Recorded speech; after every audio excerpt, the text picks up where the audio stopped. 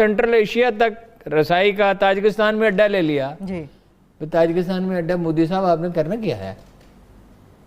किस पे हमला करना है ताजिकिस्तान से? मतलब दिमाग खराब है ना।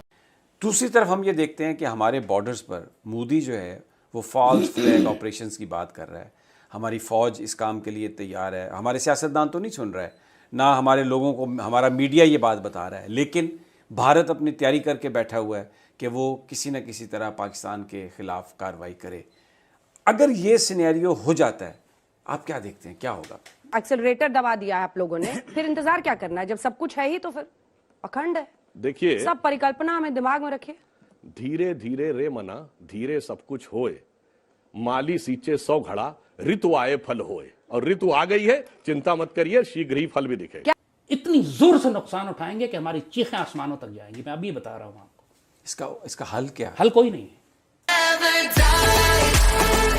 जय हिंद दोस्तों, हिंदुस्तान टाइम में आपका स्वागत है। जिस तरह इस समय अखंड भारत की बात लगातार चल रही है, उसी सिलसिले में बीजेपी सांसद सुधांशु त्रिवेदी जी ने अखंड भारत बनाने को जिस तरह से पूरा प्लान बताया है, पूरा प्लान सुनने के बाद पाकिस्तानी मीडिया पूरा बौखला गया है। और लाल टोपी तो ये तक कह रहा है मोदी यहाँ आके रुकेगा नहीं, पीओके में आके रुकेगा नहीं। मोदी सियालकोट, बलूचिस्तान और मुजफ्फराबाद सभी जगह अटैक करेगा, गिलगिट बल्तिस्तान भी ले लेगा। और वहीं पे पाक मीडिया ये भी कह रहा है मोदी ने ऑलरेडी तजाकिस्तान में अड्डे ले लिए हैं, वहां से अटैक करेगा। अब तालिबान भी हमारा साथ नहीं दे रहा है। पाकिस्तानी मीडिया जिस तरह से परेशान हो गया है तालिबान से भी, और इस तरह से मोदी का जिस तरह से पूरे पाकिस्तान में खौफ है, इसीलिए लाल टोपी को लग रहा है कि ये पीओके हाथ से जाने वाला है। दोस्तों, वीडियो अच्छी लगे तो लाइक जरूर करना, कमेंट में बताएं अखंड भारत कब बनेगा। संघ की दृष्टि में राष्ट्र एक राजनीतिक सत्ता ही नहीं है सिर्फ जो एक पॉलिटिकल पावर से गवर्न होती है, एक सांस्कृतिक सत्ता है। इसीलिए भारत के राष्ट्रगान में पंजाब, सिंध, गुजरात, मराठा है। सिंध हमारा राजनीतिक सत्ता का अंग नहीं, फिर भी भारत का हिस्सा है। इंडस वैली सिविलाइजेशन का मेजॉरिटी एरिया पाकिस्तान में है, पर पूछिए पाकिस्तान की हिस्ट्री में पढ़ाया जाता है भारत में। ननकाना साहब और करतारपुर साहब दोनों पाकिस्तान में है, भारत की हिस्ट्री में पढ़ाया जाता है। गंधार अफगानिस्तान में है, भारत की हिस्ट्री में पढ़ाया जाता है। इतना ही नहीं, भारत की अखंडता का विस्तार जानते हैं कहां तक था? ये वेस्ट इंडीज कहां है? अमेरिका के पास। वहां के मूल निवासियों कहा जाता है इंडियन, रेड इंडियन। इंडिया वहां तक था। और इंडोनेशिया का अर्थ जानते क्या है? ग्रीक में नीजिया का अर्थ होता है द्वीप। इंडोनेशिया मतलब भारतीय द्वीप। ये तो था हमारा ज्योग्राफी में विस्तार। और टाइम में क्या था? अभी हमने हिंदू नववर्ष मनाया था ना, तो किसी का तो 2100 कुछ पूरा हुआ 2022। हमारा ब्रह्म संवत 1,97,40,29,124 1.97 बिलियन ईयर्स का स्पेस में अखंडता है। तो टाइम और स्पेस में जो विराटता है, इसे समझिए। अब ये चेतना जग रही है तो हमें बहुत कुछ लड़ने की जरूरत उतनी नहीं पड़ेगी जितनी चेतना स्वतः साकार होते हुए आ जाएगी। और ये मैं एग्जांपल देता हूं, मैं एग्जांपल दे रहा हूं। जिस दिन बलूचिस्तान की बात 15 अगस्त 2016 को प्रधानमंत्री जी ने की, मैं अंग्रेजी चैनल पे था, तो एक बलूच नेता अहमद मुफ्ती खान नाम था, वो वॉशिंगटन डीसी से जुड़े थे। तो उन्होंने क्या बोला? हम बलूच हैं, हम पाकिस्तानी नहीं हैं। तो पाकिस्तान वाले ने कहा कि पाकिस्तानी नहीं है तो क्या तू हिंदुस्तानी है? इंग्लिश चैनल में हिंदी में बोला। तो जानते हो क्या बोले?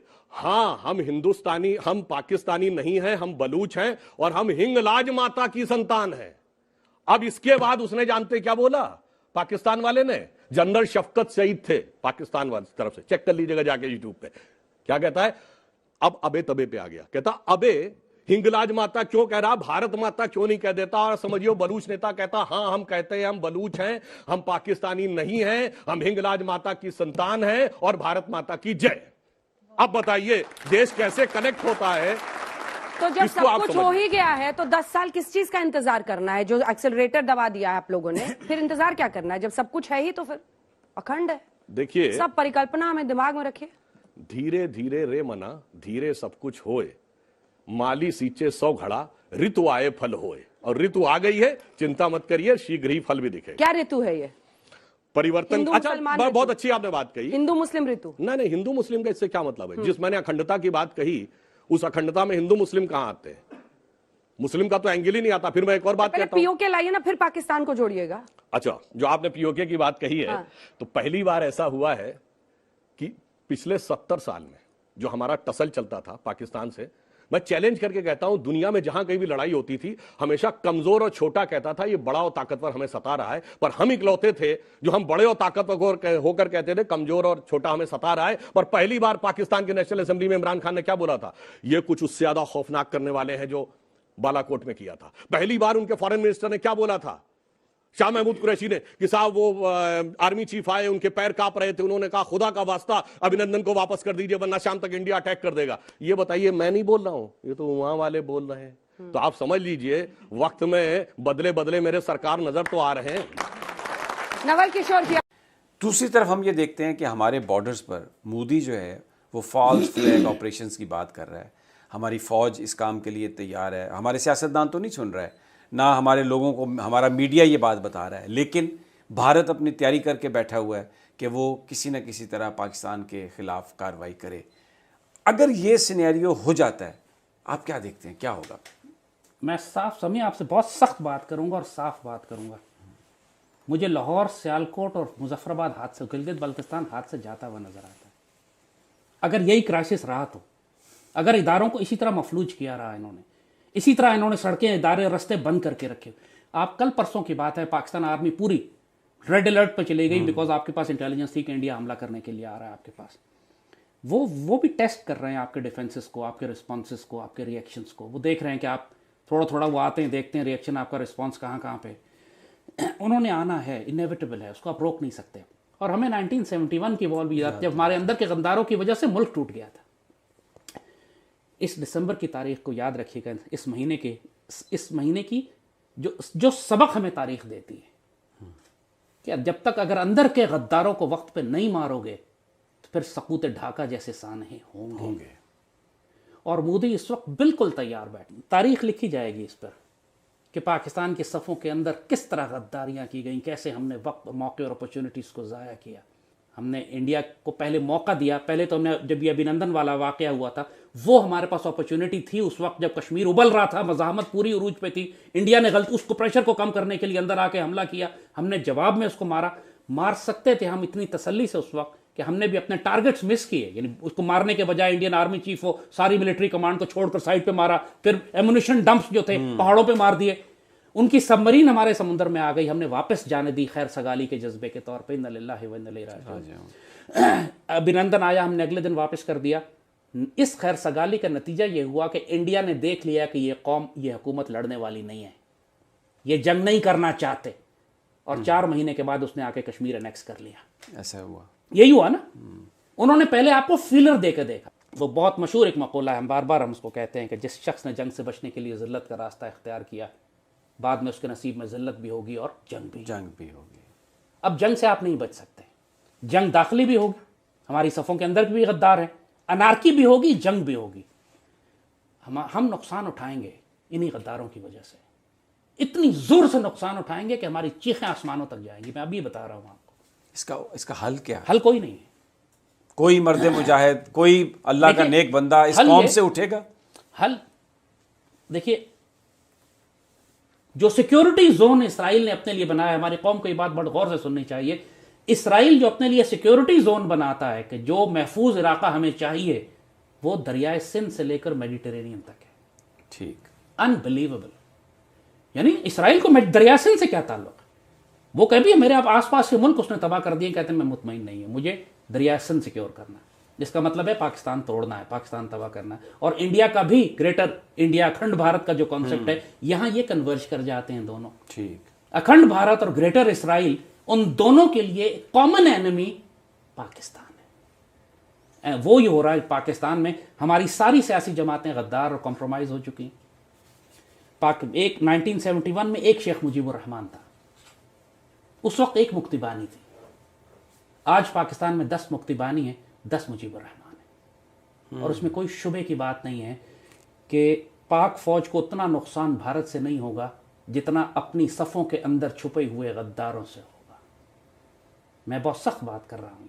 हमारी पुश्त के ऊपर पीटीएम भी हमला करेगी, बीएलए भी हमला करेगी, टीटीपी भी हमला करेगी, एमक्यूएम भी हमला करेगी, सिंध लिबरेशन आर्मी भी हमला करेगी।